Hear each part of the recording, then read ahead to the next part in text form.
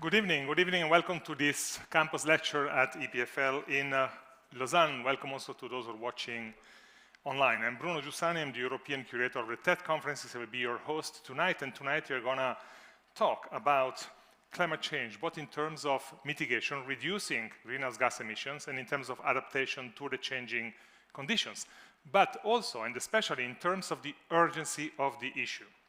In the last 2 months, the IPCC, the global group of scientists that assess the state of the climate, have published 2 reports. And both reports say that the danger of climate change are mounting rapidly, that our response is at best insufficient. And then on top of that, the journal Nature just last week wrote that if all the pledges made by countries around the world after the Paris Agreement in 2015 were kept in time, and that's a big if, we could keep warming under 2 degrees Celsius, which is at the same time somehow a good news because it shows that we are kind of going in the right direction, especially compared to the projections of 3, 4, 5 degrees that were voiced in the past. But it's also a very bad news because a 2 degrees Celsius world is still a world with real significant catastrophic damage from climate change. Now, reports like this, which are based on the most solid science available today, should prompt the kind of reaction that goes like, drop everything else and focus only on this. There is really an urgency to which we are not yet responding. We collectively, we the world. 2 of the people who are trying to push that urgency into us are our first guests tonight, John Doerr and Ryan Panchadsaram. They're going to be live with us in a moment from California. They are the co-authors of this book, Speed and Scale. We're going to have a conversation with them about the book, about their ideas, and about the current situation concerning climate change. We will then talk with 2 professors here at EPFL, Sofia Heusener and Mario Paolone. I'm going to introduce them later when they're going to join me here. We were supposed to have a 3rd guest, Christoph Frey, but he's ill, so he's not with us tonight. I think he's watching. Christoph, we wish you well. But to start, I would like to invite the president of the school, Martin Vetterli, to share his initial thoughts. Martin, the stage is yours. Thank you very much, Bruno. Welcome, welcome. So, for our distinguished guests in California, this is a spring break week, okay? So I guess all the students are somewhere in Florida drinking beers or something. But as we say, it's not the quantity, it's the quality of the people that matters. So welcome very much to this lecture. I'm very much looking forward to this. Maybe I give you a quick introduction. Why is this, we are doing this? The book, Speed and Scale, came out very recently, I think last year, it's 2020. Many of us actually read the book, and many of us sort of said, wow, Silicon Valley engineers, you know, this is a plan, okay? So we as an Institute of Technology should really think about this in these terms. There is a climate urgency, and how shall we go about it to participate in solving the problem? So I'm really, really happy to have John Doerr and Ryan Panchadsaram tonight live from California about their book, Speed and Scale, a plan for confronting climate change now. Now, many of us know certainly John Doerr as a visionary venture capitalist in Silicon Valley. He's one of the leaders, very early player in the Silicon Valley ecosystem with Kleiner Perkins, has funded, you know, all the companies we know about, Google, Amazon, Macromedia, and so on. And that's maybe the most original part, and I'm not going to, you know, try to do justice to his absolutely outstanding career, but the most original part is that in 2005, that's a long time ago, 17 years ago, he started a green fund, a green tech fund within Kleiner Perkins. He'd probably tell us this, you know, the other venture capitalists sort of were smiling, you know, why invest in this thing when you can do Instagram? And he, stuck it out, and by now it's a very successful green tech fund, and I think we need more of these. Ryan Panchadsaram was the Deputy Chief Technology Officer of the US under the Obama administration, participated in a lot of the transformations during that administration in Washington. Now, together, they are focusing on climate change, on the technologies, the transformations, and the solutions needed in this existential crisis. The book, what I also liked about the book is that it's a bunch of engineers, right? And so they look at the problem, and they say, okay, we have solutions, this is the problem, this is how we are going to go about it. This is very pragmatic, very ambitious also, I think realistic, I hope it is realistic. It's also very pragmatic. And we'll hear more about this, but what is cool is that they sort of made a summary that we will see. So 10 points one has to address, okay? There is a program in 10 points with clear goals and clear milestones to address. And I think this is a way to address the problem. We can, read IPCC reports, which are always extremely interesting, but at the end of the day, we have to seize solutions, persuade politicians, and as citizens, all be active on this. How did it happen? I think, John, I'm sorry if I give away the story, it's in your introduction. It's a statement by your daughter, who told you, I'm scared, I'm angry, Dad, your generation created this problem, you better fix it. And I'm sorry, I'm part of the problem and the generation. This is when I think, John, you started the idea of having a green tech fund and really addressing climate change with engineering solutions. In my case, I became a grandfather earlier this year, and after the first minutes of thinking, this is incredible, the next thought was, in 2100, my granddaughter, I won't be here to see it, my granddaughter will be 78, which, in a normal world is well below life expectancy, but what sort of world will she live in 2100? And Bruno already said it, even if we do everything by the book in the Paris Climate Agreement, we'll still be at 2 degrees. 2 degrees is a tremendous transformation of the world as we know it. And if we don't do what was pledged and promised, I don't want to know what will happen. Okay, so I also want to say, what can EPFL play as a role in this transformation? You here in Lausanne, you know that at EPFL, sustainability and solutions to climate change are a top priority of the school. We actually have a vice presidency dedicated to this topic. It's led by Professor Gizu van der Goot, Vice President for Transformation, and she's coordinating the horizontal effort across all fields at EPFL that can contribute to fighting climate change. This is not easy because it's a common project, it's a collaborative project, it's one where we all have to work together and also be ready, each one of us, to personally actually contribute, change lifestyle, maybe travel less, and really make a dent in this problem. And I also feel that as a campus, we are a small city, we are a small community, 15,000 people. We can be the leaders in showing it can actually be addressed and we can contribute to solving the problem. With this, thank you very much, John and Ryan. It's really a pleasure, even though it's on video, it's really a pleasure to meet you after reading your book. And I'll give over to Bruno, who will moderate the discussion today. Thank you, Bruno. Thank you, Martin. Thank you very much. John, Ryan, I guess you can unmute now. Welcome. Welcome to this discussion.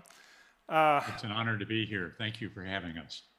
So, Martin mentioned the full title of the book, including the subtitle. And I want to start from the subtitle, because it says, an action plan for solving our climate crisis now.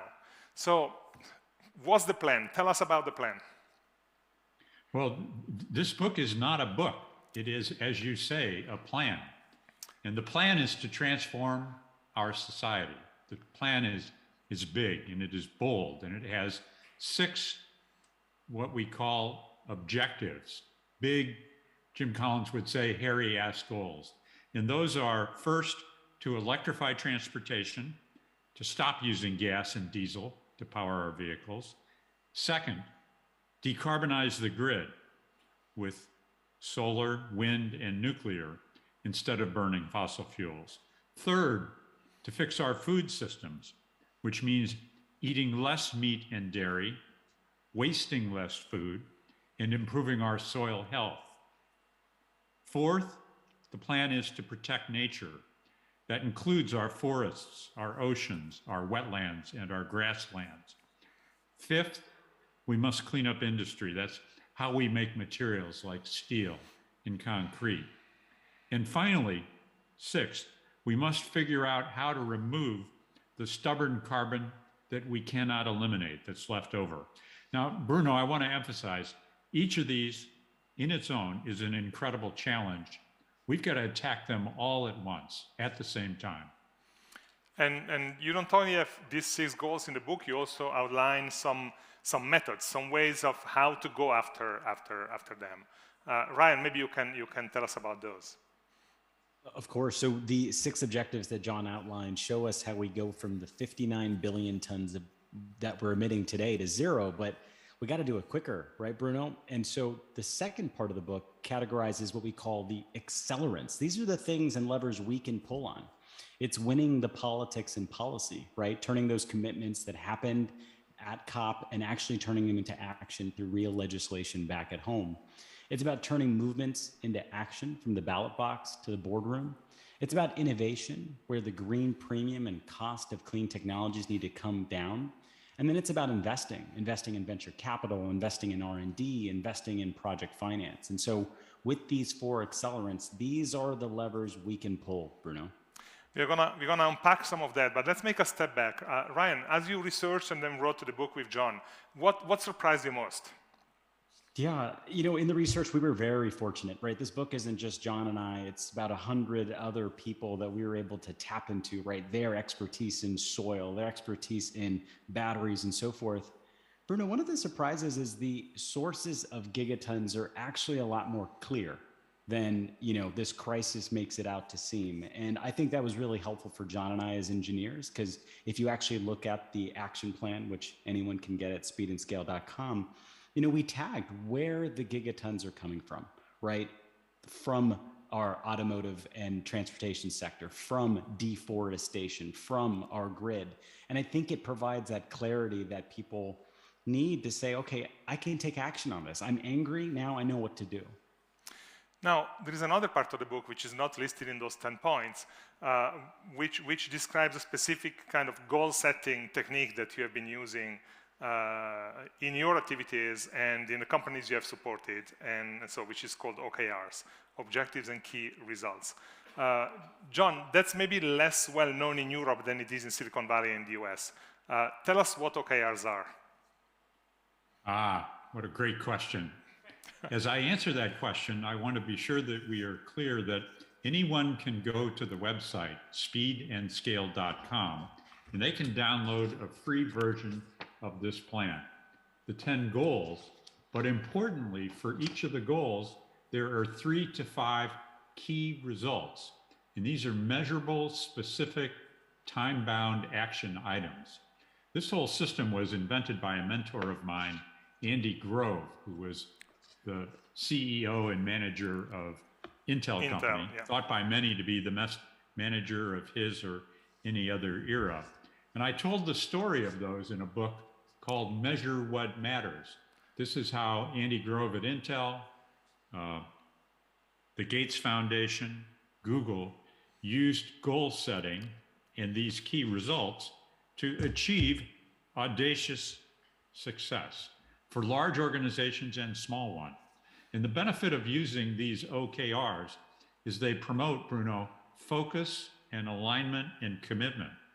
The way this system works is the objectives are what you want to have accomplished. The key results are how we get that done on time. So really good key results are very concrete and measurable, and it's the key results that make the difference. They'll turn a set of goals into an action plan. And so there's 10 objectives, 55 key results, each of them quite a tall order. We won't achieve them all, we'll overachieve some, but they let us track our progress over time. Ryan, how do you set an OKR? How do you frame them correctly? Because of course you can ask a question and set a goal in many different ways, but how do you frame them correctly? Well, that's that's the coaching advice we like to give. A lot of our OKR trainings that John and I do, coaching sessions, are with companies and with organizations, with the leaders of them, Bruno. And so our first big question to folks is, what are you trying to accomplish? Which mountain are you trying to climb? Right? That's the objective. That's the what we're trying to accomplish.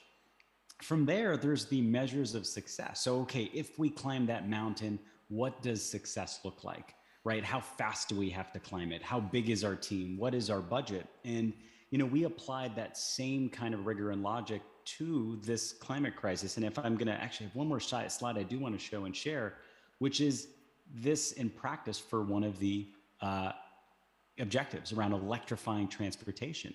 And what you can see here is there's a handful of key results that show if we make progress on these, we'll have drawn down from 8 gigatons a year to 2. You look at KR 1.1, this is about price parity. The cost of an electric vehicle needs to be as inexpensive or even cheaper than the combustible version, right? The one that's using gasoline.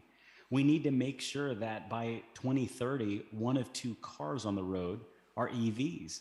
You jump through these categories, you can see where the gigatons come from. 1.4 shows it as really the miles that are ultimately driven on the road, Bruno. No matter what, at the end of the day, the miles that are driven and the way that people are moving, if they're zero emissions, then we know we've drawn things down. But if they're not, then it means we're continuing to emit those 5 gigatons. John, do you have other pieces to add? I think you're really thoughtful about this. I think a good key result is specific, time-bound, and measurable. And it's owned by the organization. Goals, the objectives are long-lived and they're aspirational, they're inspirational. But a great key result is a kind of gem. My best analogy is I have an objective to be healthy. Now, if my doctor tells me to run a marathon, maybe I will, maybe I won't. But if I make that choice myself, I have much more ownership, much more commitment. And these are always public goals. They're shared across teams. They promote alignment and become a kind of collective social contract. That's the power of the system. Do you have an example of one of the sectors that you outline in the book where we are kind of on track to match the objectives, or a sector where we are totally lagging behind? 2 come to mind, but do you want to take that, Ryan? I'll take one, you take the other. The one that comes to mind on the transportation side, I think folks are quite blown away at the progress and pace that EVs are being sold, Bruno. When we wrote the book and put out that chart, it showed that 3% in 2020 of electric vehicles being sold, right? Sorry, not 2020. The years are all getting nice and blurred. Yeah. In 2019, it was 3%. In 2020, it started reaching 6%. And by the end of last year, 2021, we're on pace to doing 10%. 10%, yes. Right? And when you look at that chart, it looks like an exponential one. Right? Year after year, barely covering 3. And then all of a sudden, you're seeing this arc. And that's the global numbers. When you go to Norway, when you go to China, these numbers are even significantly larger. I would say we're really far behind in the US on the sales front. John, which number comes to mind to you of one that's getting blown away? I like to call out key result 10.3, venture capital. When we wrote this 2 years ago, we were calling for an increase of investment from $13.6 billion per year to $50 billion per year. Well, last year, the numbers are just in, it was $39 billion. We're almost in just a year's time at the goal that we'd set. But overall, I don't want to be too optimistic. I want to tell you our ambition as a world is not high enough, and we are not moving fast enough. We are not on track to hold warming to 1.5 degrees C, and we must. John, you have helped grow some of the biggest, most successful companies in the world, and maybe many of the top managers and CEOs that you are talking to through this book may be kind of surprised at what you just said, at the speed and scale and ambition that you're basically asking them to step up to. Many seem to still believe that sustainability is a cost. What's the message you are sending specifically to leaders of big companies? My message to the leaders of big companies is simple. Climate change has been underhyped. We are underestimating it in two really profound and contrasting ways. The first, I like to say that climate change is the greatest economic opportunity of our lifetimes. In just this decade, it's going to create a net gain of 25 million new jobs. That's more jobs than there are in the entire construction industry through all of Europe. But second, I say, if we fail, the costs here are staggering. And I'm talking about human costs, economic costs. Already climate change has created tens of millions of climate refugees, but it's clearly wrecking whole economies. Last year alone, flooding cost China $27 billion, Europe $30 billion. Hurricane Ida in the US cost over $100 billion. And it begs the question, Bruno, how much more devastation are we going to have to endure before we realize that it's cheaper to save this planet than to ruin it? That's the question. Now, on one side, there are those who still kind of are hesitant and skeptical. On the other, there are many that, and we are in an engineering school here, that say, we have all the solutions we need, we just need to implement them. But what you write in the book seems to point to the fact that that's not exactly true. Ryan, what's the issue there? Why we don't have all the tech that we need yet? Yeah, engineering audience, so let's parse that, right? Do we have all the solutions we need, right? The invention of many have happened. And so I think when you hear that statement, a lot of folks say we have the solutions we need. But I think as we all know, scale is really hard and takes a world of innovation to happen. And so the way that I would like to phrase it is that we do have the solutions we need, and they're in front of us to get halfway by 2030, Bruno. But to get the other half is going to be a lot harder, and we need new innovations, right? The first half can be done by electrifying transportation, switching to solar and wind and storage on the grid, right? Decarbonizing the grid, and even fixing food by eating less beef and protecting against deforestation. But still, those aggressive actions only get us halfway. We need to find ways to make steel better, concrete better, aviation fuel. And so there's a category of things where we still don't have solutions not invented at a cost profile that can be adopted and so forth. And so we've got to have both the now. So we need both the now and the new, Bruno. That's the way that John and I like to think about it. It's like the now, the tools that have been invented and then we can scale, but we still need to invest in the new, the things that are a bit harder. Give us a couple of examples of like two or three things that are really missed, 2 or 3 bottlenecks that we need to solve. Yeah, cement, concrete is one. Carbon removal is another. You asked what are some of the surprises that John and I ran into in writing the book. One of them was no matter how aggressive of cuts we could make in objectives 1, 2, 3, 4, 5, we're still left with 10 gigatons of emissions each year. And the fact of the matter is we're going to have to lean on both nature and engineered methods to draw down that 10. But Bruno, if we need 5 billion tons of engineered carbon removal, just last year, there were barely couple of thousand that were put into the earth, right? And so that's an example of a technology that needs to be invested in and scaled up. A lot of people think that carbon removals are like a cop-out, an excuse to not really act, because if we can draw it down, then we can continue to send it up. How do you convince people that that's not the case? We have a pretty clear way to think about it, any organization, any country, any company, or even in the individual, you first have to cut your emissions, right? Pick the alternatives that are cleaner and greener. Then you have to use energy even more efficiently, right? To conserve. But then last, Bruno, then you can lean on carbon removal. John and I have lots of debates about offsets and greenwashing, and I might throw the baton to him Absolutely. a bit on that. Yeah, John, offsets, what does that make you think about? Well, I think offsets are a last resort.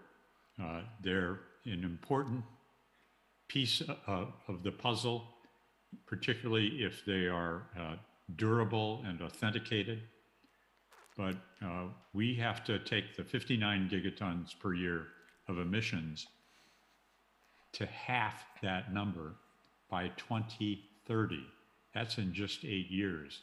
That means we've got to reduce or eliminate carbon emissions by 8% a year, every year between now and 2030 to achieve the 50% goal that the science tells us is our best path for 1.5 degrees C.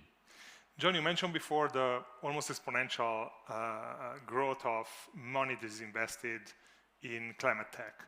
How do you make sure that it goes to the places and the technologies that that can have the most impact? Well, I don't think we can have a centrally planned solution.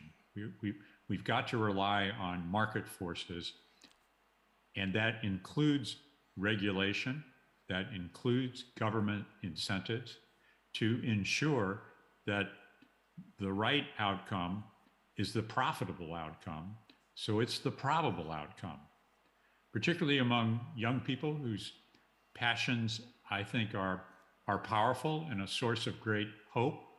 There's some belief with some merit that capitalism, unguided, has failed us, and that the fossil fuel energy companies have at once espoused net zero commitments, but in fact, in government hallways, have lobbied to restrict or raise the costs of competing new clean technologies.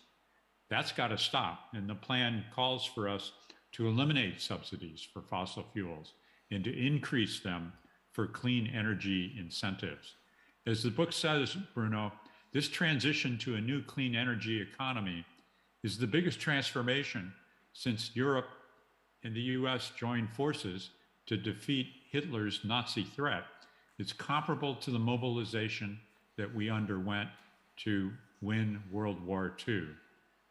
In fact, it's a bigger challenge than that, but it's a doable challenge. It's an exciting challenge. It's one that holds great promise of our future for our grandchildren, for example, in 2100. Ryan, until the end of 2021, it looked like the climate question had a lot of momentum. The youth movements of the last few years, new technologies becoming available or also scaling, a lot of investment, as John said. And then the war in Ukraine came and it has kind of foregrounded energy security, energy access, and so a lot of people now are saying, well, first we need to make sure that we have energy and then we can return to climate change and focusing on that later. How do you respond to that? The same week that Putin unleashed his army on Ukraine, the United Nations put out another climate report that mounted even more evidence that we're running out of time, Bruno, right? Two things happening at the same time. And to navigate the short term, right? These past few months that have really, truly the short term, countries have had to make up for the supply instead of importing oil and gas from Russia. And that short-term bit to make up supply is natural. It's what's expected, but it's what these countries do in the longer term that are going to matter, right? You see the plan that the European Union put out. You see what the IEA puts out, and they say that, you can find and actually deploy more solar and wind and storage on these grids. You can deploy technologies to actually curtail demand, to use less, right? You've probably seen some movements around getting more heat pumps out there and energy efficiency, right? The idea is that we've got to prepare for the coming winter and the winters after it. And you can do it in so many ways. And so I I think one of the messages is that countries have to free themselves from these finite energy sources. These ups and downs of prices don't just happen because of wars. Oil and gas are finite resources, and they've always led to energy insecurity. And so I think what we have to do is lean on the things that are more infinite, right? Solar, wind. You also have to lean on the technologies that are more proven in zero emission, like nuclear, geothermal, and hydro. And so that's kind of my reactions, Bruno. I know John has thoughts on this crisis as well, too. I think the transition to a new clean energy economy is a revolution. And in real revolutions, there are winners and losers. And as much as we want this to be a smooth transition, I don't think we can count on that. So we must, as the U.S. Energy Secretary said, walk and chew gum at the same time. But we must lessen our dependence on fossil fuels, particularly from Russia. But this question of the messy transition is actually very important. You both are close to Washington, and you know your ways into the corridors of power there. And there seemed to be a fear, particularly in US politics, but also partially in Europe, that kind of the age of clean energy is going to be the age of China, particularly because the post-transition also requires access to materials, minerals, for example, rare earths, etc. And China controls the production of most of those. Not the resources themselves, but the production. So we have a sort of clash of climate and geopolitics here. So my comment to this is we're very early in this transition to a new clean energy economy. And you are right to identify dependencies on minerals, dependencies on solar, but it's important for every nation of the world, every region that wants to participate in this new economy to develop a strategy and execute on building a clean energy independent future. It's quite clear that the dependence on fossil fuels will not lead to the prosperity or the health that we want for our nations, our children, and our grandchildren. John, let me ask Bruno. you. Yeah, go ahead. Oh, just wanted to react to that question as well, too. Yeah. I mean, it is a race, Bruno, right? I mean, when you think about the Clean Tech 1.0 investment, John, how many solar investments did you and Kleiner make? Remind me again.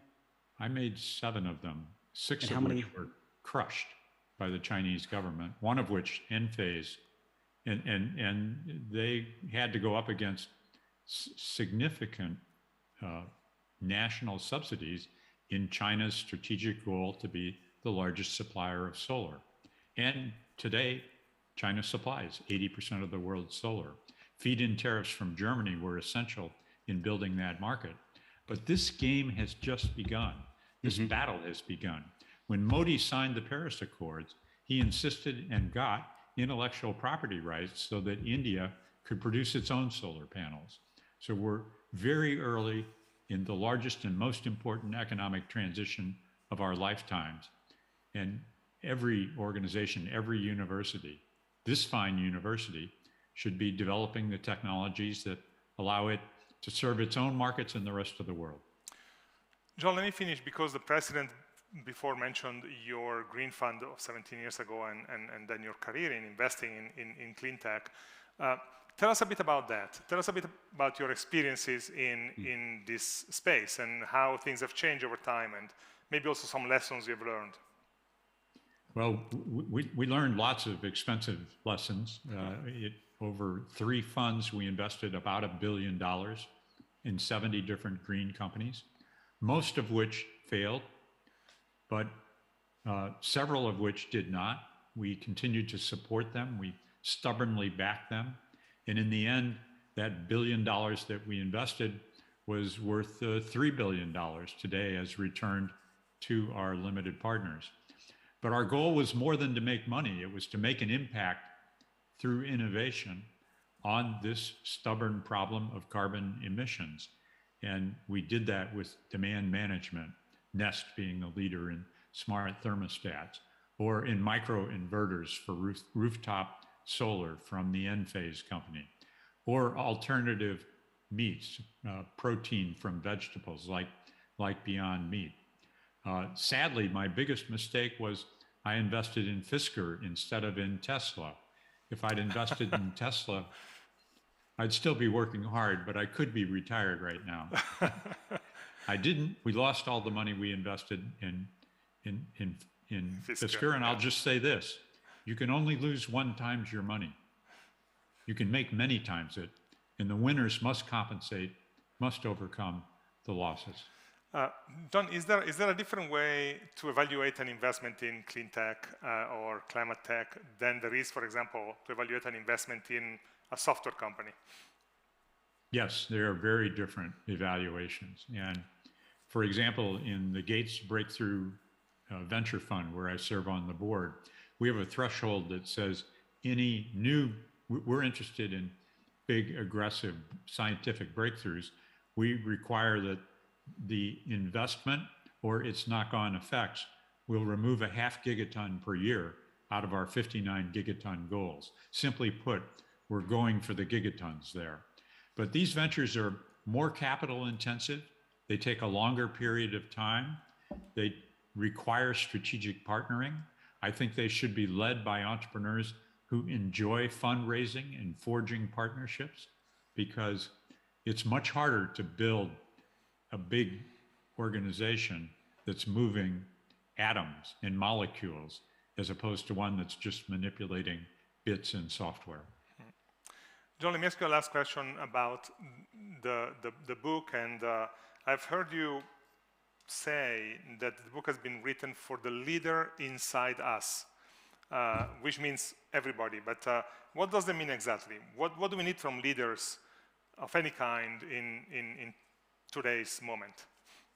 Well, what I mean by that, what Ryan and I mean, is that individual actions are needed and expected, but they are not going to be nearly enough. At this point in time, only concerted global action is going to get this done. So this is the decisive decade. And so we need to mobilize others to action. And I tell in the book the stories of unlikely individuals who are powerful leaders, like the parents and students in Maryland who got their school district to switch entirely to electric buses, or workers when they make demands of companies that not only they commit to net zero, but they meet those net zero commitments, or protesters, for example, that are arguing to stop further development of fossil fuels that we would be burdened with for a long time. Bruno, in my experience, when people really press for audacious goals, the results can surpass all expectations. In this case, we need speed and we need scale. We are fast running out of time. John, Ryan, thank you. I want to stay with us, but we're going to switch to the second part of the conversation and then bring you back for the Q&A. But thank you very much, John and Ryan. So I want to bring the conversation closer to what happens here at EPFL with two guests. Sophia Hausener is an associate professor at the Laboratory for Renewable Energy Science and Engineering here at the school, and Mario Paloni is professor at the Distributed Electrical Systems Lab, which focuses on smart grids, and is also the chair of the EPFL Energy Center. Why don't you join me? Please. That's your mic. Sophia, I want to start with you. With your team, you've been focusing a lot on solar energy, but also, and more specifically, on how it can be used to create other kind of fuels that can be crucial for the transition, particularly green hydrogen. So solar is not only key to create electricity, it's key to many other things that we need for a transition. Tell us a bit about that. Yeah, so solar is just a great resource because you can convert it into every other energy service basically you need in the end, electricity being one of them, but there maybe one can argue technology has advanced and is mature and on scale basically deployed. Then it can also be used to produce heat at low temperatures, again a technology which is available. Heat at high temperature, it's maybe something more novel. And then ultimately also to produce fuels, to convert atoms, let's say, make and break bonds. For example, splitting water, producing hydrogen, or electrochemical reduction of CO2 to CO or other carbohydrates. And this is basically where we focused on. So we basically said electrification will come and is very important. And we have seen it's the first point also. But not everything can and maybe should be electrified. And so for these non-electrical services, how can we contribute? And this is where solar comes into the picture. So there is a lot of talk in the last year or year and a half about hydrogen, particularly green hydrogen. And just for the nomenclature, green hydrogen is produced by wind and solar renewables. Gray and blue hydrogen is produced by using fossil fuels like gas. So we want to use the first and not the other. Why is that crucial to the transition? Why is turning solar energy into green hydrogen is important for carrying us forward into this new world? Yeah, I mean, hydrogen is an energy vector in principle, and it's already used on a large scale, hundreds of millions, 30 millions of tons every year in industry mostly. And it's produced by steam reforming of natural gas. So it's a non-renewable path. And so now you can first of all think to basically replace that non-green hydrogen with the green version, but then you can also try to think, can I maybe expand hydrogen as an energy vector? And where could this make sense? This could make sense maybe where electricity cannot, again, easily be used. It can be maybe for storage. I mean, so the energy density per mass, per weight, is the highest for hydrogen. That's why it's used for rocket fuel or things like this. So, I mean, these are maybe niche applications, but still also important ones. And so this is one possibility, or this is why we think hydrogen as an energy vector is important. So it helps for storage. It can also be transported easily through pipelines or trucks. So easily within certain limits, because of course it has its own chemical characteristics. Yeah. People think of hydrogen and they think of explosions in the sky, but I guess that's a problem that can be solved. You're a co-founder of a new startup that's a spin-off of EPFL, if I understand correctly, Soitec. It has developed a concentration system that, when you look at it, looks like a big, dish of the kind that we use for capturing signals from satellites to produce green hydrogen. Explain for a public that's general how it works. Yeah, so what we do is we concentrate the radiation. The reason to do that is that you can have a very energy-dense, small device, cheaper device, less material-intensive device. So that concentrated radiation arrives at that device, and in the device, it's a little bit like a photovoltaic panel, just more. It also includes a chemical reaction. So it's a small solar reactor which converts then this solar energy into fuel by driving photo-driven electrolysis, so splitting water into hydrogen and oxygen. And it's all built into the dish, or do we have another system behind, like a small plant that takes the energy and then does that? I mean, ultimately, this is a chemical plant, what we have there, but the core is the reactor. This is where everything happens, and then you have sort of auxiliary devices which help in the automatization of the process, maybe, let's say, post-compression of the gases if needed, or some cleaning of the gases if needed, a removal of water, which we can recycle in the process, things like this. But the core is in the reactor, installed in the focus of that dish. At what point in the trajectory of the technology and the company are you? Yeah, so I just thought when we talked about scale, right, we want to really scale. And so when I think back, we did a 100-watt demo in the lab. Now we are at the 10-kilowatt demo outside. We have planned a larger demo scale of 100 kilowatt being done later this year or early next year. And when we have reached that 100 kilowatt scale, then I think we're ready for scaling quickly towards the megawatt. So right now we're at 10 kilowatt, but we're prepping for the 100 kilowatt and beyond. So 1 kilo of hydrogen produced from gas costs like 1 to 2 francs, depending on the moment. Green hydrogen can cost up to 6 francs, something like that. Actually, you say in your documentation that your tech can cut the cost by 2 or 3 times, which means almost bring it to parity. How do you achieve that? I mean, first of all, this is where we have to go. Otherwise, you're developing something which will not survive in the market unless you have special support, and this is not where we want to go. So how to achieve it is a difficult task, but one thing is efficiency. So our process is developed in a way that it's extremely efficient. It's also a cogeneration system, so you're producing more than actually fuel. You can also produce other valuable products like oxygen or things like this. And getting onto the learning curve and basically building up capacity so that you can reduce the cost of that system. I think that's ultimately what you want. That's what happened with PV technology as well. Once they went on the learning curve, they installed a huge scale. That's when the price came down ultimately. And so this is what we're also banking on, that this will be a technology and a market which will expand so fast that once we're on the learning curve, we will also be able to reduce costs just because of that.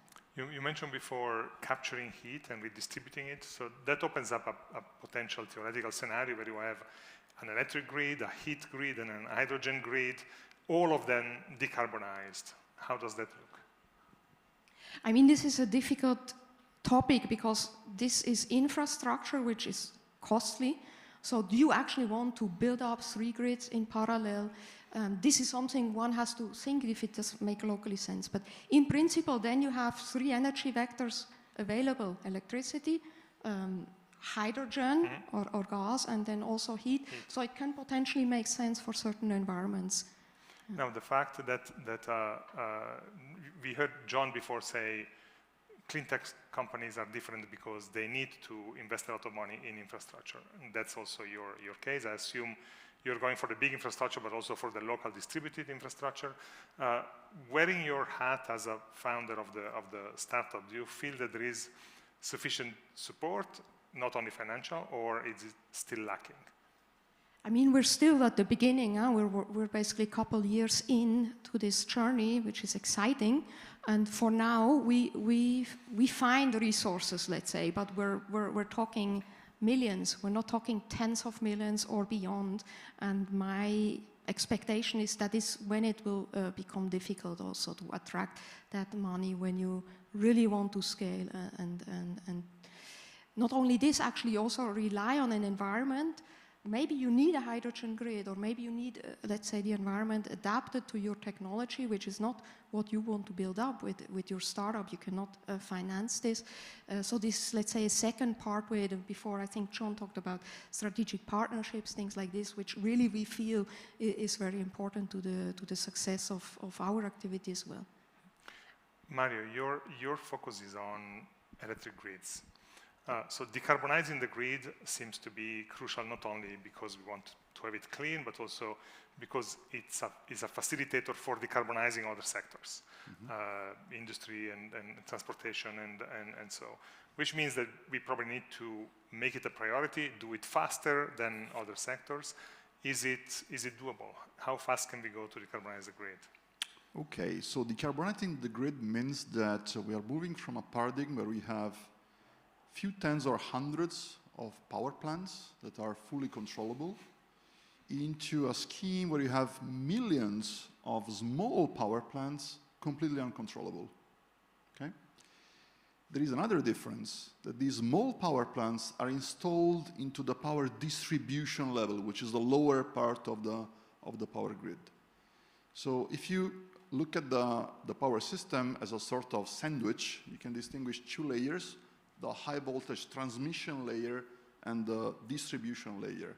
And these 2 guys have different challenges. The distribution layer has the challenge of maximizing the hosting capacity to connect as much as possible renewables, because this is the layer that is going to host all these small megawatt class wind and solar power plants. And there you have the problem of not investing into traditional copper, but integrating also alternative solutions like energy storage systems to postpone classical network reinforcement.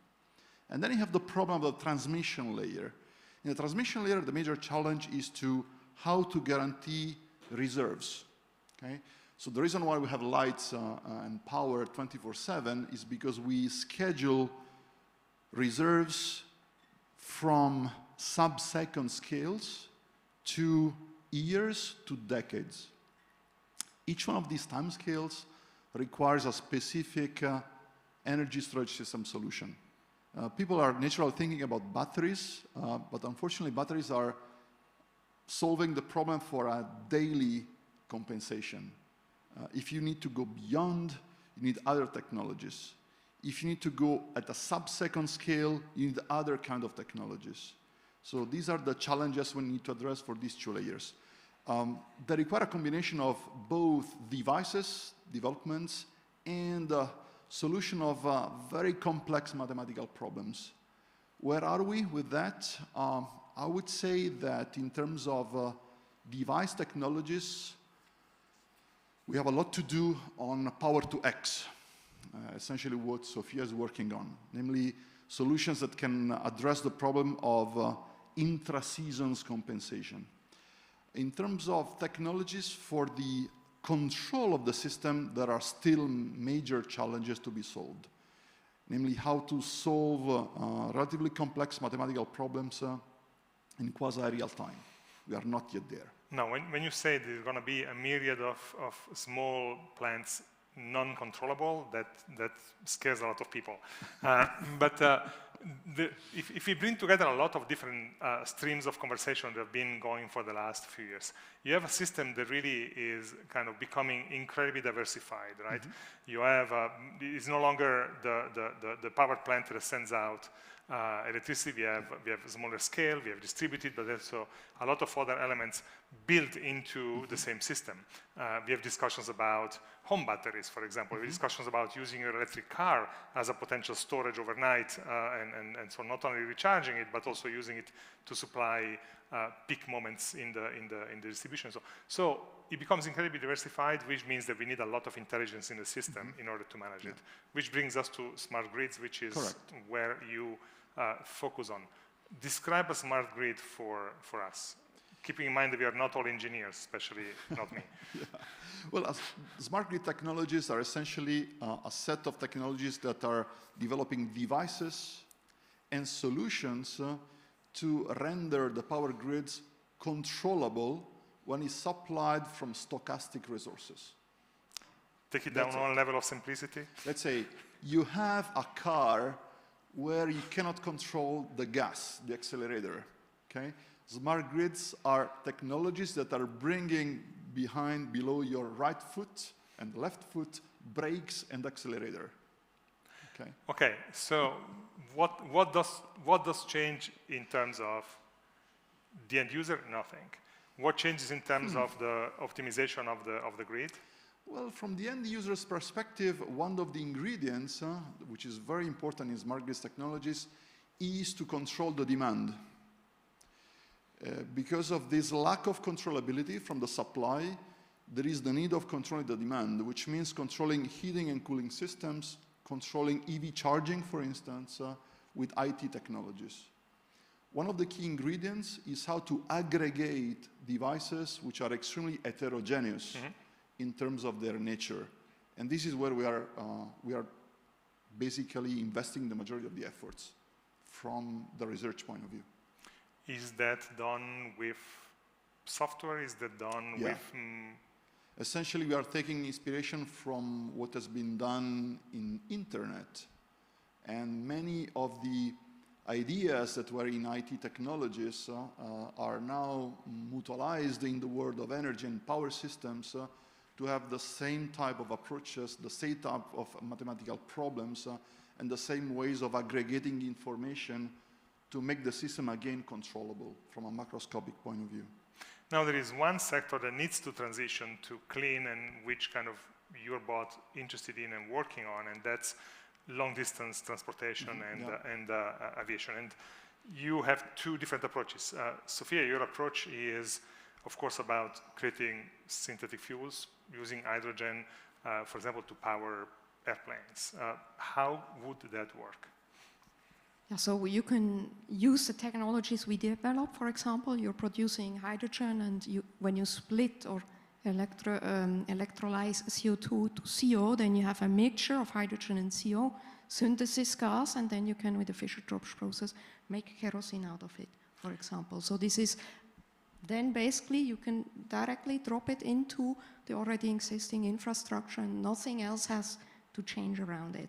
So it's a less revolutionary approach maybe to long distance transportation. For short distance, many people think that we will actually use batteries, at least for flights that are less than 2 hours or so, and there are some projects there.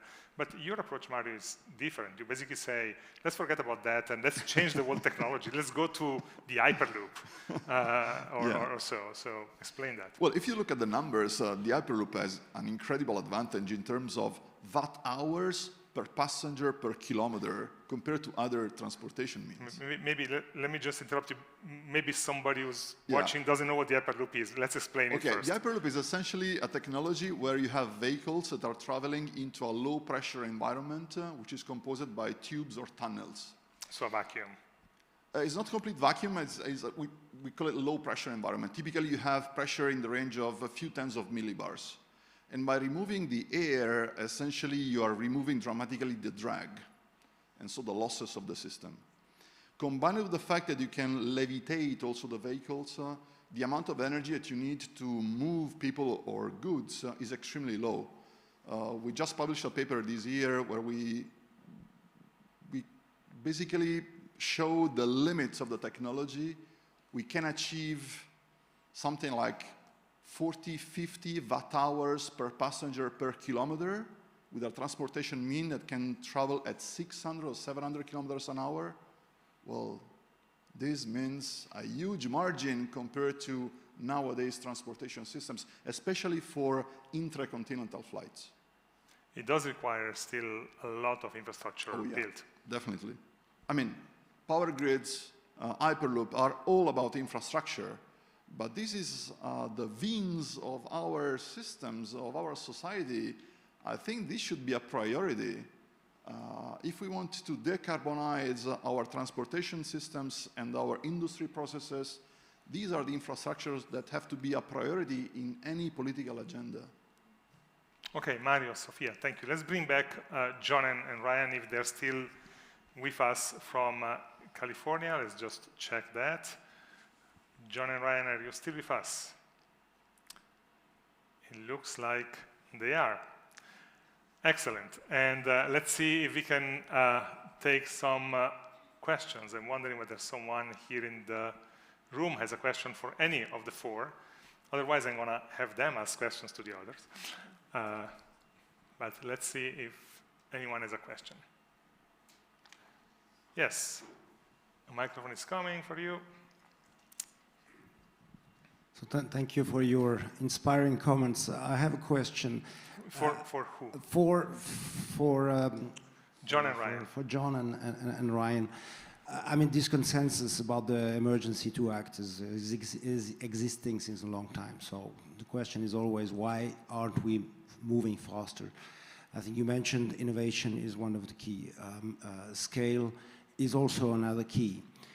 But my question to you is, still, despite these advances that are needed and that will continue to progress, my question is, still, take energy. The cheapest source, as I still understand today, is coal. Coal is the cheapest. We have 200 years of coal reserves.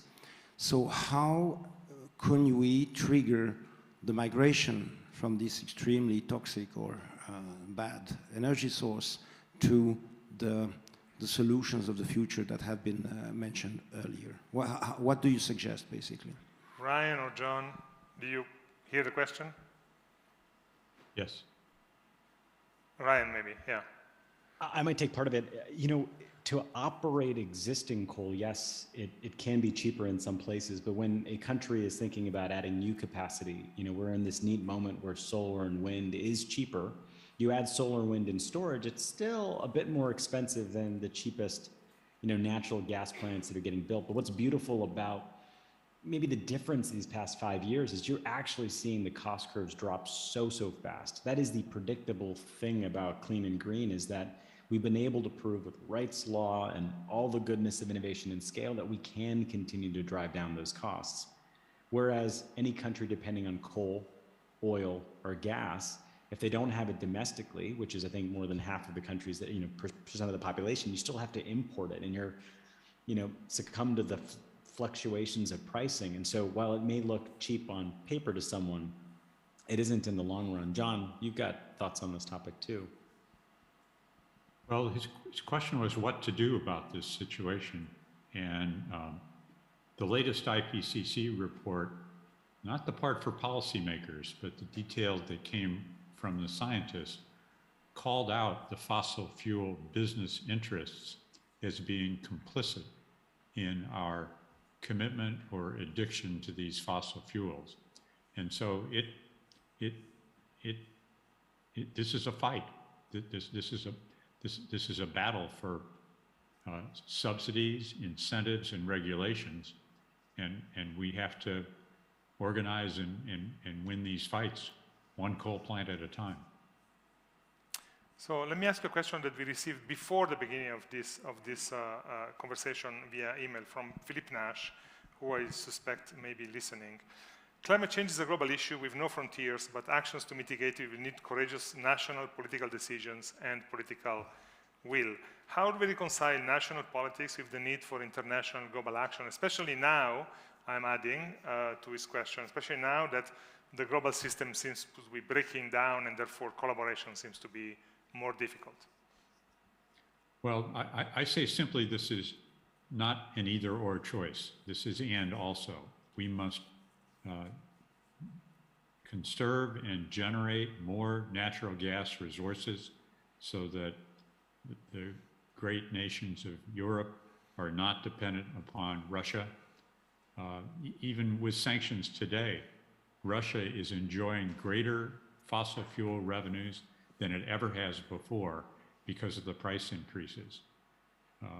Germany made really unfortunate choices about depending on this energy source and has reversed that course very boldly. And we cannot let up at all we've got to double down on the deployment of renewable energy resources in a clean energy economy. One thing we're very clear in the book is that, the US, Europe, and China have to go first, Bruno. We say for the US, we go first because we're the alpha emitters. Europe is in that category as well too. But, you do it for, one, to show the world that it's possible, but then you got to add on more reasons. It's not just that it's possible, but it will lower the cost for the developing world. But there's also a selfish, national interest reason too. The countries that lead on this clean energy transition will own those industries. And so that's why you have to go first. You can't be at the tail end of this transition. So that's the incentive here if there's not any global action, Bruno.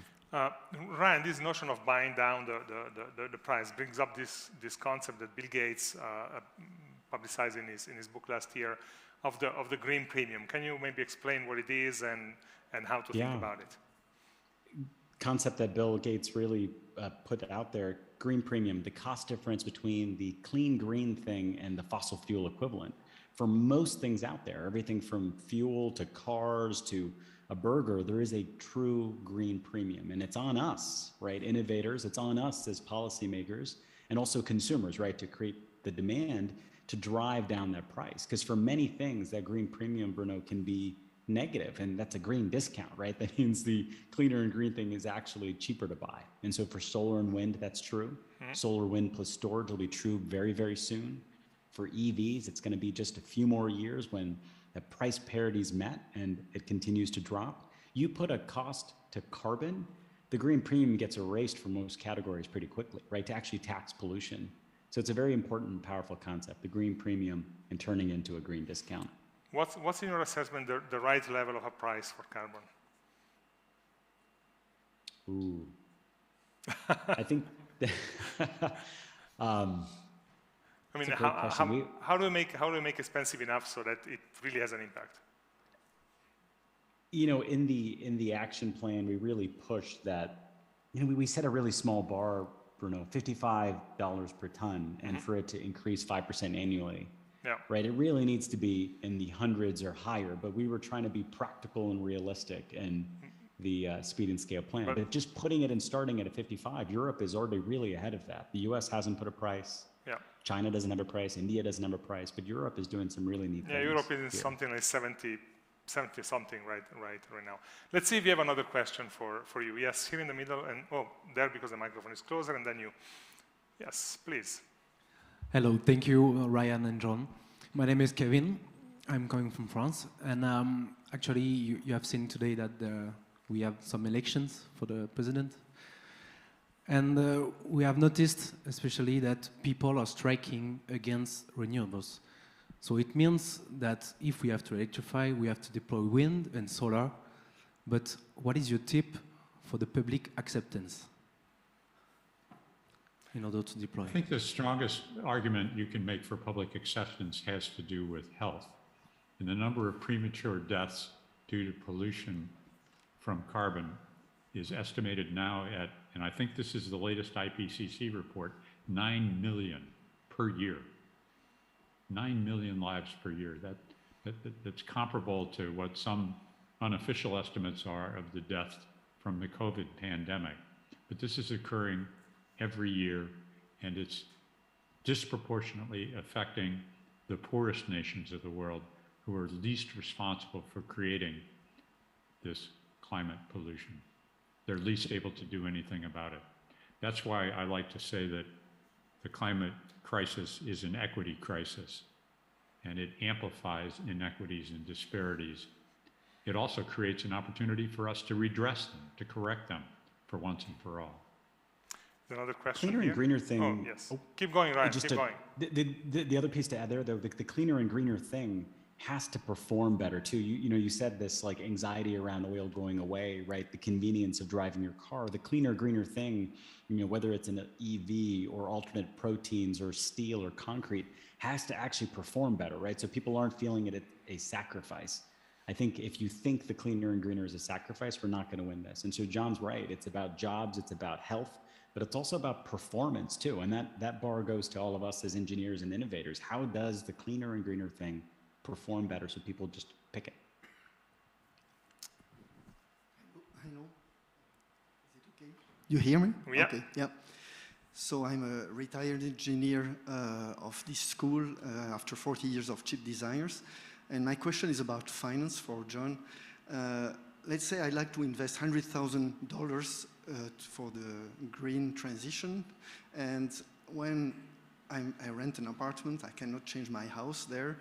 We have a chalet, I can put solar panels, but the electricity paid will not be a good return over 15, 20 years, I don't know. And if I ask my banker, he's proposing ESG funds, which contain all sorts of things, some green bonds of the IMF. It contains also Amazon stock and things like this, because they say they want to have performance and things like this. I like to put something in something real, a company that makes the energy transition. How can I do it? I do not feel qualified to offer you individual investment advice.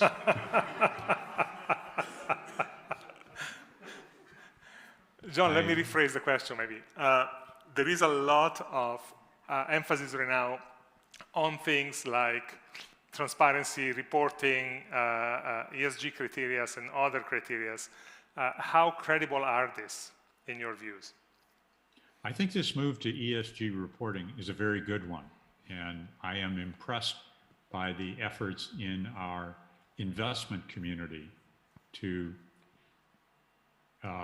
get commitments that people's portfolios will effectively be net zero carbon portfolios, and in an urgent period of time. In this book, I interview Larry Fink, who runs the largest investment firm in the world. BlackRock, yeah. BlackRock. And Larry, I don't put in the investment chapter. I put him in the movements chapter because he's leading a movement among all the other world's investor organizations that will accelerate, that will make the transition faster and more likely. Larry Fink is on record as saying he believes that this clean energy transition will create 1,000 unicorns by the end of 2030. That's to say, companies that are private that are worth more than $1 billion each. That's a pretty bold forecast. And I think I would pick. Well, I don't want to offer individual investment advice. Let's leave it at that. Let's see if there are other questions. Yes, there is one here. Just a second, the microphone arrives.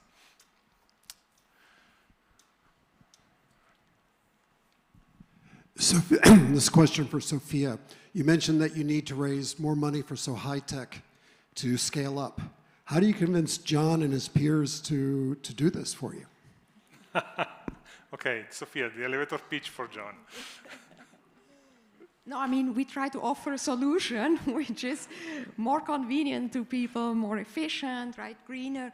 I think these are arguments which we try to bring in, but there's clearly another argument. I mean, this is the investment of your lifetime, because hydrogen is one of the biggest markets, or is a very large market, so there is a lot of money to be made there, and if you invest in a company that will target that market and do it smartly like we do with this solution, then I think this is a win-win for both.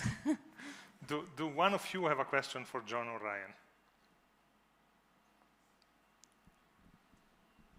I mean, I can maybe ask something which came to mind when I skimmed through the book and today again.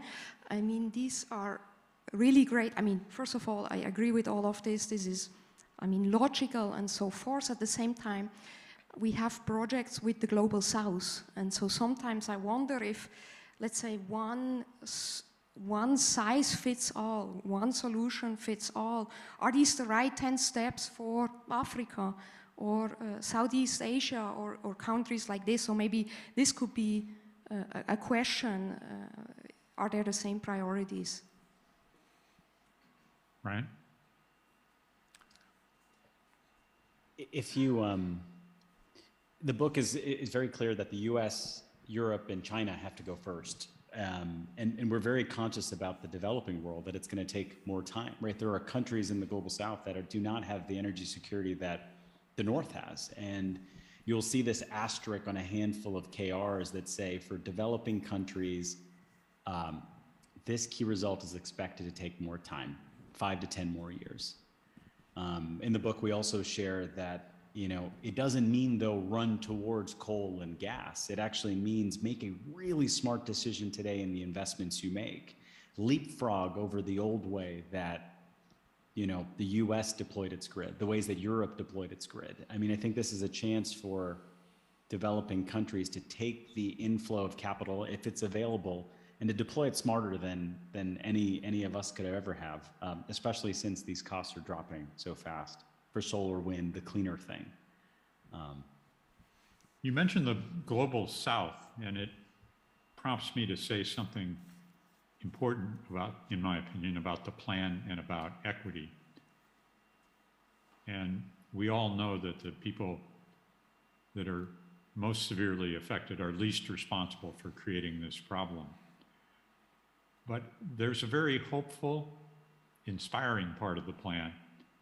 3 key results that have to do with education equity, health equity, and economic equity, and directly bear on the Global South. We call for the world to achieve universal primary and secondary education by 2040.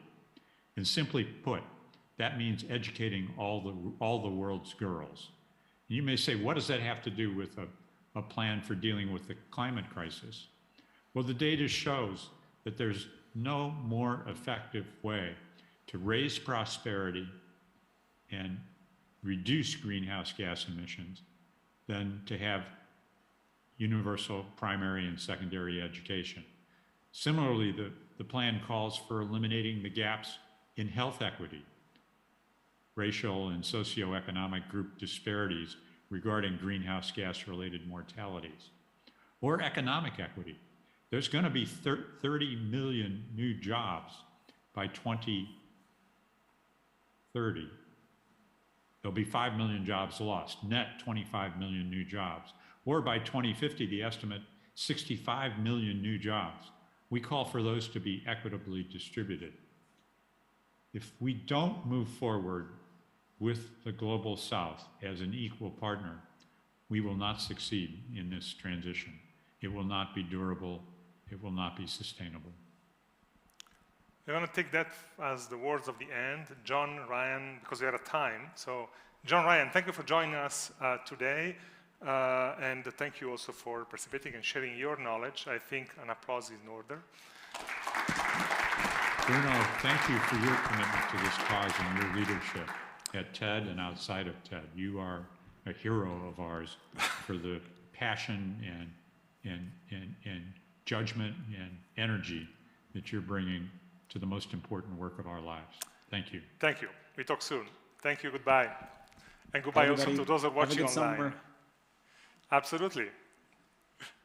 And goodbye also Spring to those who break. are watching online. Thank you all for coming. And that's the end of the session and the lecture. Thank you. Bye-bye. Bye.